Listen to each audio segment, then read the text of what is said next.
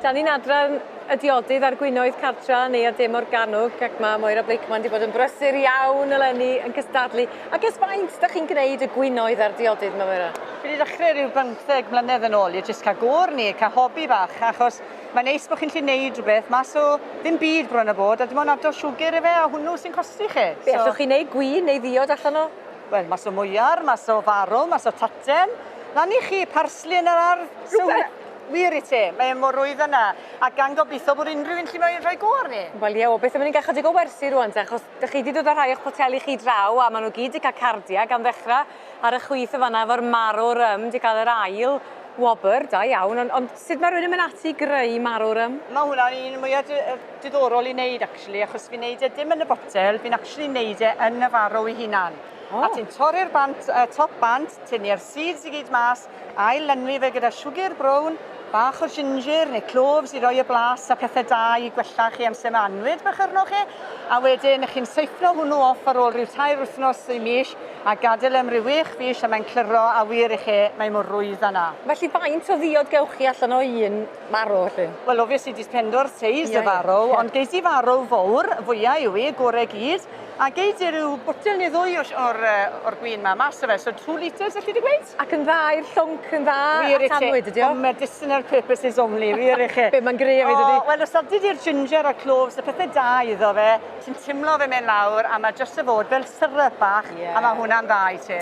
Felly chwilio am be mae'r beirniad rwan, achos chi gael y wobr gyntaf do boto, ginger wine fyna to, a hwnna, mae'n wyniaeth i beth i chi'n prynu, achos mae'n mwy iachus i chi ddechrau offad, within reason, dy fe? Ond dim ond i ti, na beth i fi'n gobeithio, amser gau botel o gwin, na beth i fi'n gobeithio amser fi'n sioia ne, bod y gwin yn glir, lliw neis arno fe, a gobeithio wedyn bod e'n blasu i plesio'r judge. A dy hwnna'n flas sydd yn apelio sa chi'n bersonol? Ginger wine o di, ond cofiwch, bysach chi'n mynd ifed hwn fel glased byddech chi'n prynu mewn un y tafan. Byddech chi'n cael lower llai, mae lot fwy cryf. Ac ydy'n gostus i greu'r gwin ma? Dim o gwbl. Na beth i'n gweud, os gewch chi'r ffrwyth am ddim yn cefn gwlad, weda un beth, dim ond y siwgr mae'n costi ti. Dim ond y siwgr yma mae'n rhoi syml yna.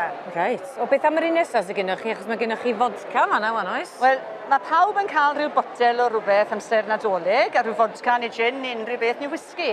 A beth mae hwnna wedi costi fi yw'r pacin o raspberries, a wedyn siwgr. Ond y beauty o hwn to, chi'n adw'r raspberries o siwgr i'r fodca, trowch yn ysbryd yn dadle, yn toddi, a wedyn byddwch chi'n seithno hwnna bant, a pidwch a twli'r ffrwyth, newch hifen ia, neu rhywbeth fel la, neu treifl neu rhywbeth, a mae'n rhoi rhyw cic neis iddo fe wedyn.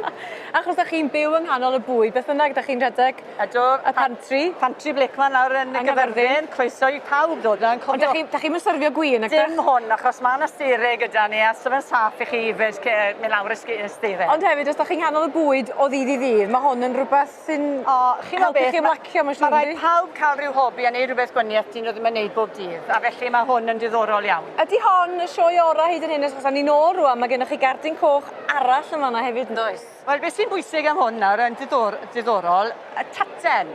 Mas o taten, a chi'n meddwl, newch chi ddim byd mas o taten, ond berwydd i a masio ddi cynod i sir. Ond mae'n syndod beth chi'n gallu neud, jyst berwi hwn, adro'r siwgr, mae mwy iddo fe, ond dyw e ddim yn galed o gwbl. Unrhyw fath o daten? Wel, unrhyw fath o daten i'r derfyndiau si, ond sa'n cofio beth oedd hi nawr, mae hwnna'n gwin bach eitha hen nawr, 2007. Felly, lle ddechreuwch chi'r busnes yma? Lle gawsoch chi'ch gwersi? Wel, ges i ddim gwersi, dechreuais i bant wrth cael hobi bach a cael go, fi'n cofio nana a mami'n cael go yn neud i amser ni'n blant, a meddylus i'n unan, tiw, mae cwpl o jars dy fi gytre, ca fi go i wneud hwn, a felly mwyar rhyw haf neis, ond gofiwch, so popeth wedi mynd yn iawn dy fi o'r dechrau. Fe roes i'n o'n y botel rhy gynnar rhyw dro, a es i mewn i'r shed, ond o gyd wedi popo, achos o'n wedi mynd yn excited. A na gyr, cymryd y fanna rwan gynnar doedd? Mae'r gres, weithio chi yn mynd excited, y gwin gynta, o mae hwn yn glir, a chi'n barod i roi yn y boteli.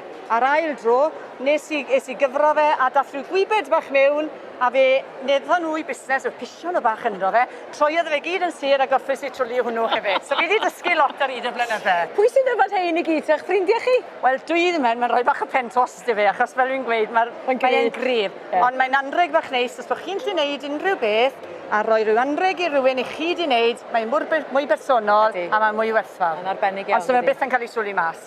Crit i fi. Wel, llongyfarchiadau calonog. Diolch yn fawr i Sioe chi. dda a iechyd da i ti'n dy. Diolch o galon i chi. Diolch.